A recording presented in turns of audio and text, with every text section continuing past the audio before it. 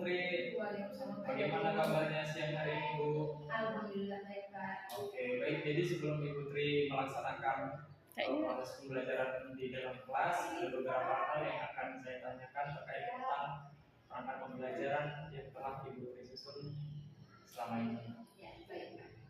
Jadi sebelum Ibu Tri melaksanakan pembelajaran, apakah Ibu Tri sudah membuat rubrik penilaian Ibu tentang pelaksanaan pembelajaran? Sudah, Bu ya? Iya. Lalu bagaimana nih Ibu Tri melihat peserta didik dalam menemukan hasil atau tujuan dari pembelajaran yang akan Ibu Tri sampaikan nanti? Saya akan memberikan kerja kepada siswa sebagai asesmen hasil akhir pembelajaran. Atas tujuan pembelajaran Ibu Tri bisa jelaskan terlebih dahulu. Di sini tujuannya siswa diharapkan mampu menganalisis gerak benda menggunakan vektor. Selanjutnya Bu Tri, kompetensi apa nih yang secara spesifik yang akan diobservasi dari kompetensi mulai dari tujuan pembelajaran, mungkin nanti ada area pengembangan yang hendak Ibu Tri capai. Kompetensi pada diferensiasi proses melalui materi menerapkan prinsip kinematika benda titik. Menggunakan prinsip Ya, titik. melalui materi kinematika benda titik. Kinematika benda titik. Lalu bagaimana nih penilaian Ibu Tri terhadap apa yang akan Ibu Tri kembangkan? Saya akan menilai bahwa sangat penting pada siswa, sangat penting pada siswa. Lantas strategi apa nih yang bisa Ibu Tri terapkan nanti sebelum melaksanakan pembelajaran? Kalau strategi yang pertama pasti ada, kalau misalnya dalam proses pembelajaran kita memberikan materi terlebih dahulu. Setelah memberikan materi pasti kita akan menjelaskan materinya. Nah, selanjutnya dari biar lebih paham lagi kepada siswa, saya akan memberikan contoh berupa contoh misalnya contoh soal dan penerapan dalam kehidupan sehari-hari. Oke, lantas apa nih harapan dari Ibu Tri sendiri nih dari observasi yang kita lakukan bersama ini? Harapannya semoga dengan belajarnya kinematika benda titik ini melalui vektor tadi, diharapkan semoga peserta didik dapat memahami materi yang telah disampaikan. Terima kasih Bu Tri untuk pertemuan kita pada kesempatan ini. Mudah-mudahan nanti Bu Tri diberi penjelasan dari pembelajaran di dalam kelas dan seluruh muridnya dapat mengerti dan memahami dari tujuan pembelajaran yang akan disampaikan. Oke, selamat mengajar Bu Tri. Terima kasih atas waktunya. Assalamualaikum warahmatullahi wabarakatuh.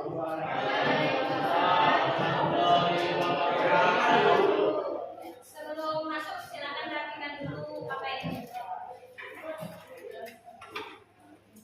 Ibu akses terlebih dahulu ya.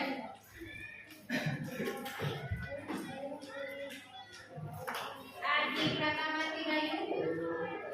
Kita sudah masuk di tentang kinematika benda titik. Nah, kemarin sudah pernah Ibu kasih catatan materi tentang vektor. Masih ingat vektor? Apa itu vektor?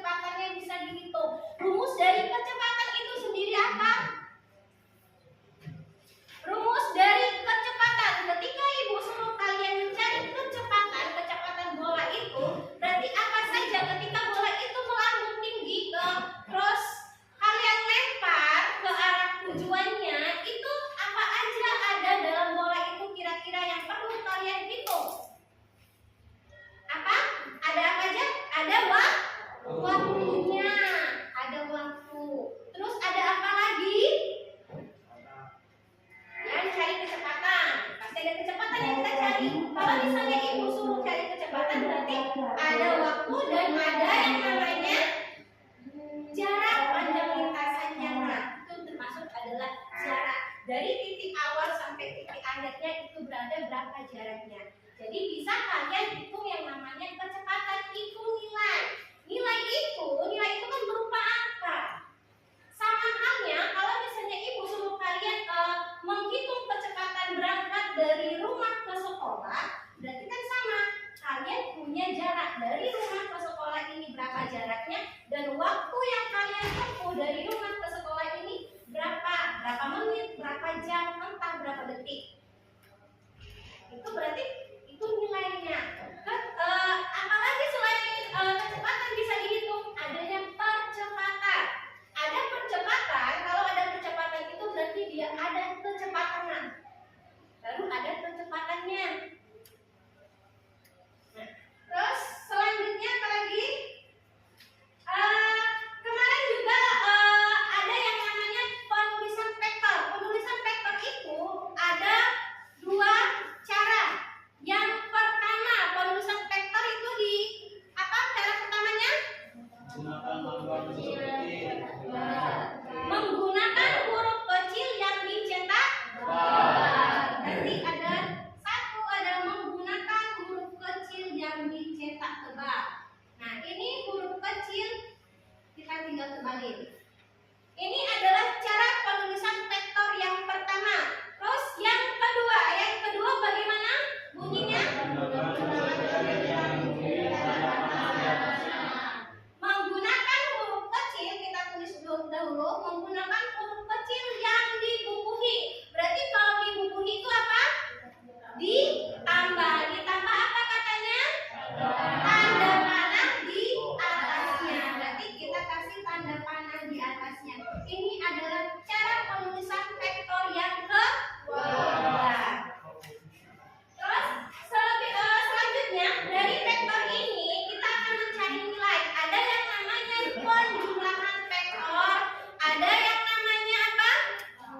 Pengurangan vektor, ada yang namanya lagi vektor posisi, ada namanya lagi perpindahan vektor.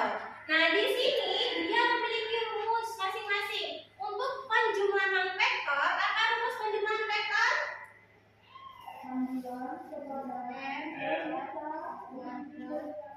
Penjumlahan X sama dengan angka dari X1 kuadrat ditambah X2 kuadrat ditambah 2 X1 X2 cos dari alfa. Alfa ini adalah sudut. Nah, di situ sudah ibu kasih contoh soal. Coba perhatikan contoh soalnya yang sudah ibu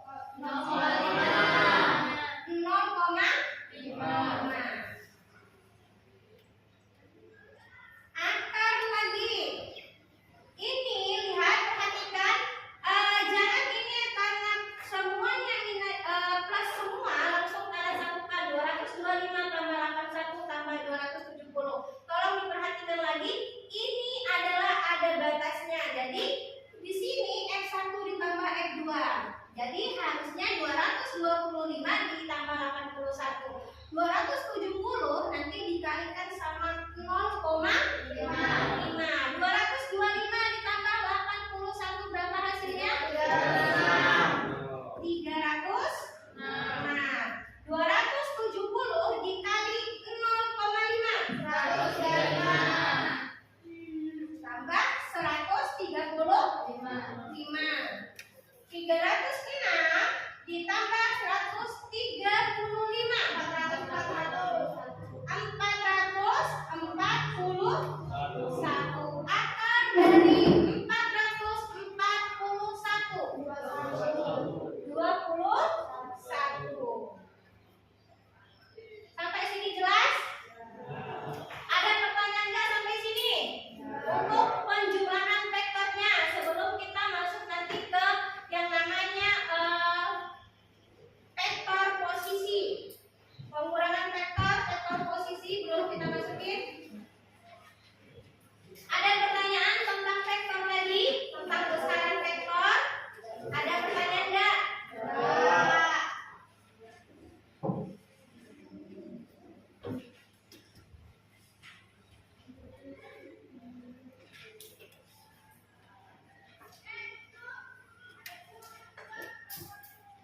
Nah, di sini ada yang namanya kemarin sudah kalian kasih materinya juga tentang yang namanya ada di vektor ini ada yang namanya posisi, terus ada namanya lagi ada yang namanya jarak dan ada namanya perpindahan. Di sini ada jaraknya 2000 meter. Pada ketinggian, berarti di sini nak ketinggian. Garis vertikal. Ketinggiannya berapa di sini? 800 meter. Nah, lihat horizontal ini garis apa? X dan ini adalah Y. Ini garis Y. Pada ketinggian berarti dia berada di garis Y. Berarti di sini kita bisa untuk diketahui bahwa X-nya berapa nilai X-nya? Nilai X-nya berapa nilai X-nya? 2000 meter. Y-nya berapa Y-nya? 800 meter. Yang ditanya tadi apa yang ditanya yang pertama? Vektor posisi pesawat. Ingat, vektor posisi pesawat. Ada tanda panah di atasnya. Nah, perhatikan di sini. Ini adalah vektor posisi pesawat. Ada tanda panahnya. Kalau yang D apa? Besar vektor pesawat tersebut. Teman, berarti R saja, ada bedanya ya. Di sini ada di atasnya tanda panah, yang B-nya tidak ada tanda panahnya. Terus kita selesaikan terlebih dahulu soalnya. Untuk yang A ini berarti adalah vektor posisi. Vektor posisi di sini rumusnya apa? X apa? X ini ditambah YJ. X-nya berapa nilainya? 2000. I, ingat vektor satuannya selalu mengikuti. Jangan kalian hilangkan vektor satuannya. Agar I vektor satuannya diikutkan. Y-nya berapa nilai Y? 800 apa? J. 200I ditambah 800 I berapa? Berapa? 200. Ini kira-kira sama tidak vektor ininya, vektor satuannya? Sama. I sama I sama tidak? Beda. Kalau beda bisa dijumlahkan tidak? Tidak. Jadi untuk vektor posisinya berarti dia berada pada 2000 I ditambah 800 J. Dia tidak bisa kalian jumlahkan kecuali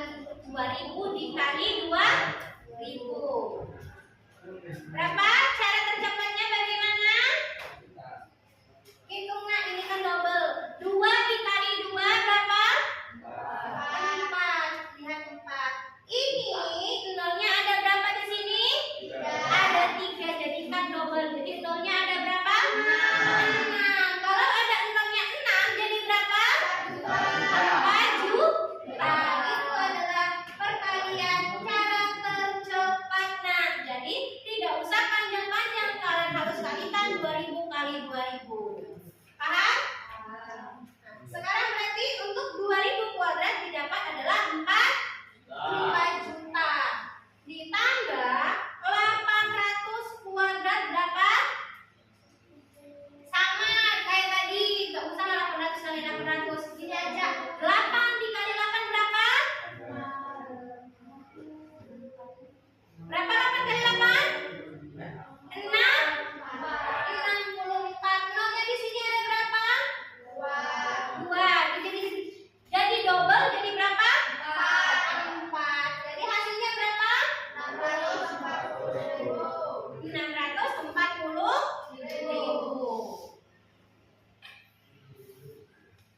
Akar dari 4 juta ditambah 640.000. Berapa hasilnya?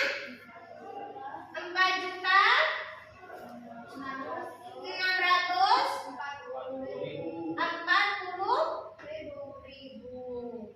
Akar dari 4 juta 640.000. Berapa akarnya?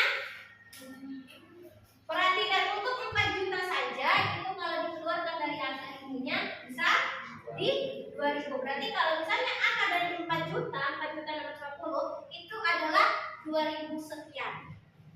Coba cari akar dari 4 juta 2000 berapa? 2000 hasilnya?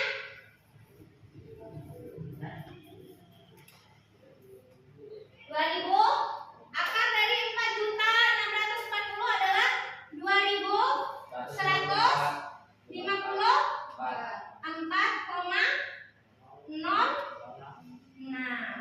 Jadi akar dari 4 juta 640.000 adalah 2 juta 154,06.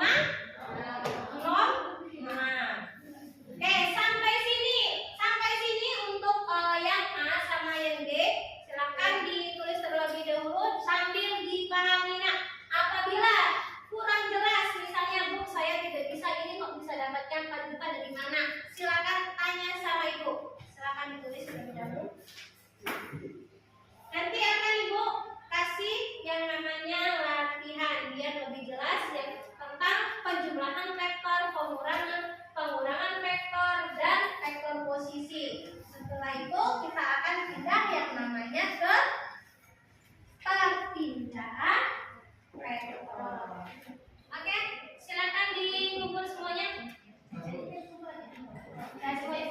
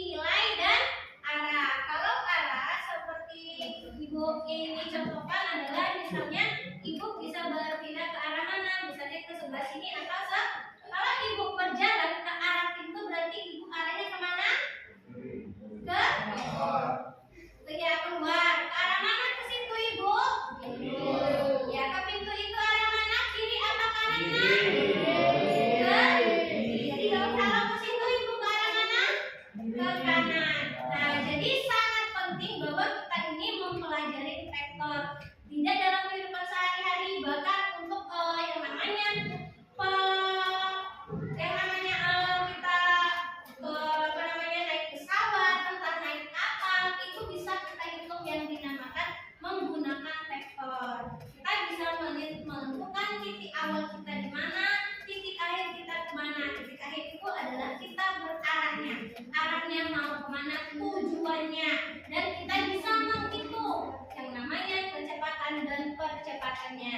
Nah, sampai sini kira-kira yang masih kurang jelas silakan ditanya sama ibu. Ada yang ini? Paham? Sudah paham semua? Sudah? Oke, kalau sudah paham, ibu akhiri, ibu tutup. Wassalamualaikum warahmatullahi wabarakatuh. Selamat pagi Putri. Waalaikumsalam, selamat pagi.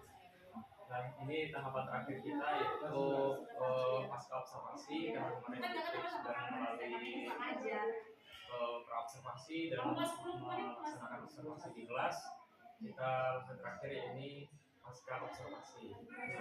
Refleksi apa yang bisa Putri laksanakan pada tahap pasca observasi ini? Setelah pembelajaran yang sudah saya lakukan dan sudah saya terapkan, di sini saya akan memperbaiki yang pertama ya tentang peserta didiknya. Nah, di sini saya melihat bahwa peserta didik ini dalam kemampuan berhitungnya itu harus diperbaiki. Lantas strategi apa nih yang bisa Ibu kembangkan di tahap pembelajaran selanjutnya? Strateginya mungkin saya akan lebih maksimal kembali untuk mengajarkan mereka cara perhitungan dasar. Selanjutnya, selain strategi mungkin Ibu mempunyai tiap lain? Ya, selain strategi ya, mungkin di sini saya refleksinya dari tujuan pembelajaran. Mungkin pas saya awal mengajar itu kan saya mungkin lupa menyampaikan tujuan pembelajaran yang saya ingin saya capai seperti itu. Nah, makanya mungkin di sini peserta didiknya jadi lebih kurang motivasi lah karena tidak ada tujuan pembelajaran. Selanjutnya hal apa yang menarik selama Ibu melaksanakan proses pembelajaran di kelas kemarin? Hal yang menarik mungkin saya lihat tuh peserta didik itu kan ketika saya memberikan contoh dalam kehidupan sehari-hari, mungkin mereka tuh lebih antusias ingin tahu. Situasi yang dihadapi oleh Ibu Tri di dalam kelas tadi kan adanya siswa yang belum aktif atau belum tahu cara perhitungan dasarnya. Nah, menurut Ibu Tri, situasi ideal apa yang menurut Ibu Tri ideal yang dilakukan saat pembelajaran di dalam kelas? Menurut saya ya situasi seperti itu kan kalau menurut kalian ya. Kalau di sini kan saya perhatikan ketika kalau dalam fisika kan pasti banyak yang namanya hitungan-hitungan. Entah itu bilangan pemangkatan, entah bilangan akar. Nah, ketika saya kemarin kan dalam pelajaran dinamika benda titik ini kan berhubungan dengan vektor. Kalau vektor kan berhubungan dengan yang namanya bilangan pemangkatan dan pengakaran.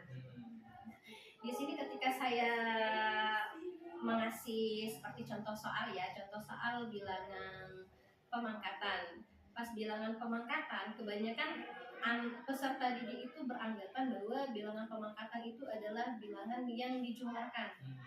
Nah, kalau kita ketahui bahwa bilangan pemangkatan itu adalah bilangan yang dikalikan dengan bilangan yang sama kan, seperti misalnya kan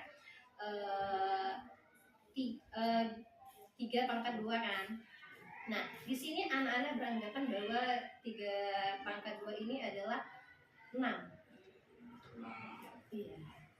Selanjutnya bagaimana nih kira-kira Putri untuk menambah daya pemahaman peserta didik Putri yang ada di dalam kelas terkait tentang pembelajaran yang Putri lakukan.